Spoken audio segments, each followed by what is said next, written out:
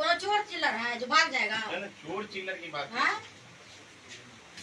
किसी से मार मार के किसी का बेटा का नाम जो है उगलवाइएगा आप लोग। इस तरह से प्रशासन जो है कि अचानक घर घुस गया, ना तो नोटिस है ना तो कुछ है। क्या हम अपने सरकारी आवास में अपराधी को यहाँ पर दिए हैं रखने के लिए? क्या जगह है? आज जब फिर फोर्स आ गया मेरे घर पर, यहाँ पटना में सरकारी आवास पर, क्या बीमा भारती डर जाएगी कि मर जाएगी कि दफन हो जाएगी, धरती तर में धस जाएगी? महंगा क्या पड़ेगा? जहाँ हमको सम्मान दिया वहाँ हम आए अपने घर में, इसमें क्या होगा? महंगा क्या पड़ेगा? राजनीति करना है तो ये जो है कि सब जो है अंधर तूफान आंधी तूफान ऐसे आएगा जाएगा। हम लोग आवाज उठाते हैं, सरकार में रह करके गोली हत्या हो रहा है।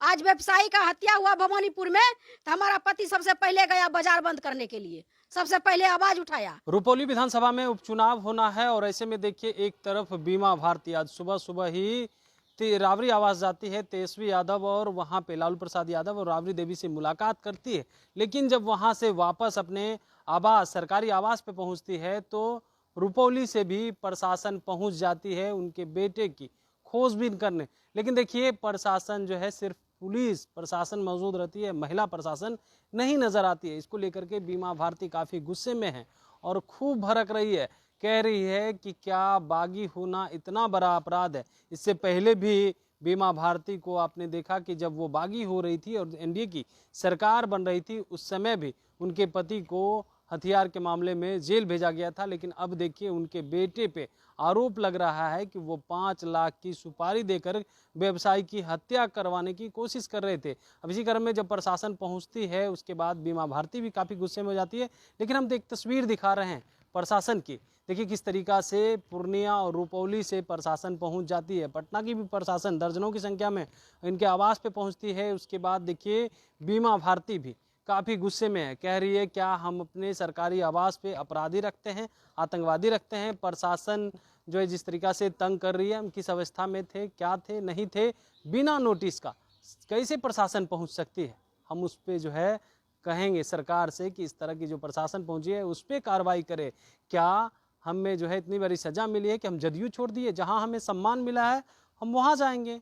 अब इस तरह की जो है जो तंग कर रहे हैं सीएम नीतीश कुमार, हम उनसे भी लड़ाई लड़ेंगे और आगे भी लड़ने को तैयार है। क्या कुछ कह रही है बीमा भारती, सबसे पहले आप वो सुने। हम लोग सुबह सुबह भेंट करने गए थे, हमारे भाई जो है कलकत्ता से आए थे, उनसे भेंट करने गए थे। भेंट हुआ, हमारे जो पितातुल है राष्ट्रीय अध्यक्ष लालू प्रसाद यादव से मिले, सबसे परिवार से मिल करके हम आए हैं घर। और घर आने के बाद जो है कि कुछ मीडिया के लोग आए थे, साथ में बैठ के बात कर रहे थे, चुनाव पर चर्चा हो रही थी। इतने में जो है कि फोर्स जो है कि घर घुस गया बिना लॉक किए, ऐसे ठकठकाए हुए। हम महिला हैं, पूर्व विधायक हैं, और इस तरह से प्रशासन जो है कि अचानक घर घुस गया, ना तो नोटिस है ना तो कुछ है। क्या हम अपने सरकारी आवास में अपराधी को यहाँ पर दिए हैं रखने के लिए? क्या जगह है? आतंकवादी है क्या? इस तरह से जो फंसाया जा रहा है, राजनीति के तहत सरकार ने जो है कि एक बीमा भारती मिला है परेशान करने के लिए उसको। इस तरह से हमारा बेटा को फंसाया गया मर्डर केस में। ये सब जो है सरकार का जो है ना इशारा है, सरकार के इशारा पर यह पुलिस नाच रही है और इस तरह से परेशान किया जा रहा है। लेकिन बीमा भारती डरने वाली नहीं है। नीतीश कुमार जी से हम आग्रह करते हैं कि हमको भी जेल करिए, हमको भी फंसाइए उस मर्डर केस में, बेटी को भी फंसाइए। 4 परिवार है ना, चारों परिवार को जेल भेज दीजिए। क्या लग रहा है सीएम नीतीश कुमार से जो है आज जो है अपराधी बढ़ रहा है बिहार में, कंट्रोल नहीं हो रहा है, खुलेआम मर्डर हो रहा है, खुलेआम लूट हो रहा है। हम लोग आवाज उठाते हैं, सरकार में रह करके गोली हत्या हो रहा है। आज व्यवसायी का हत्या हुआ भवानीपुर में, तो हमारा पति सबसे पहले गया बाजार बंद करने के लिए, सबसे पहले आवाज उठाया। पोस्टमार्टम से आया, हम दोनों माँ बेटा दोनों गए हैं भवानीपुर में, हजारों लोग के संख्या में वहां पर भेंट करके हम आए हैं उसके परिवार से। और इस साजिश के तहत हमको फंसाया जा रहा है, बेटा को, हमारे परिवार को घसीटा जा रहा है, हमारा पति को फंसाएगा। जमीन विवाद में हमारा बेटा का क्या होता है? 18 साल का बेटा है, पढ़ने लिखने वाला बच्चा है, उसका लाइफ खराब किया, आराम सेट दे करके जेल भेजवाने का काम किया। जब 1 सप्ताह बचा चुनाव के तो बाहर हुआ जेल से बेल करवाए हम। मेरा पति 10 दिन हुआ है जेल से आया है। आज जब फिर फोर्स आ गया मेरे घर पर, यहाँ पटना में सरकारी आवास पर, क्या बीमा भारती डर जाएगी कि मर जाएगी कि दफन हो जाएगी, धरती तर में धस जाएगी? धसने वाली नहीं है, लड़ेंगे और मजबूती से लड़ेंगे।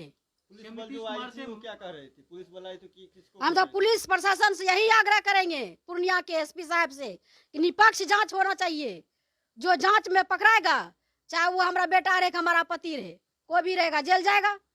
लेकिन अब अभी बिना जांच हुए आप आ गए मेरे घर पर, हैं? हम भी किसी का नाम दे सकते हैं, तो आप उसको उठा लीजिएगा। कोई वारंट नहीं था, न महिला फोर्स था उसके साथ में। क्या लग रहा है सीएम नीतीश कुमार से दुश्मनी मोल लेना महंगा पड़ रहा है आप लोगों को? महंगा क्या पड़ेगा, जहां हमको सम्मान दिया वहां हम आए अपने घर में, इसमें क्या होगा, महंगा क्या पड़ेगा।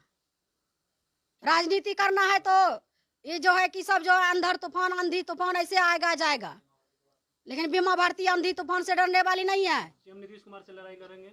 बिल्कुल लड़ेंगे, काहे नहीं लड़ेंगे, जेल भेजवा दे। तो आपने सुना पूर्व महिला विधायक बीमा भारती का। उनका कहना है कि देखिए जिस तरीका से प्रशासन तंग कर रही है ये कहीं से भी उचित नहीं है। सीएम नीतीश कुमार से हम लड़ाई लड़ने के लिए तैयार हैं और दुश्मनी लेना कोई महंगा नहीं पड़ेगा, लड़ेंगे। जब तक जिंदा हैं तब तक हम लोग इसी तरह लड़ते रहेंगे। अब देखने वाली बात होती है कि पूर्णिया रुपौली विधानसभा में जो उपचुनाव होने हैं उसमें क्या कुछ होता है, लेकिन जिस तरीका से प्रशासन पहुंच रही है और जो आरोप उनके बेटे पर लग रहा है उस पे जो है कितनी सच्चाई निकल करके सामने आती है। कमलेश कुमार, लाइव बिहार, पटना।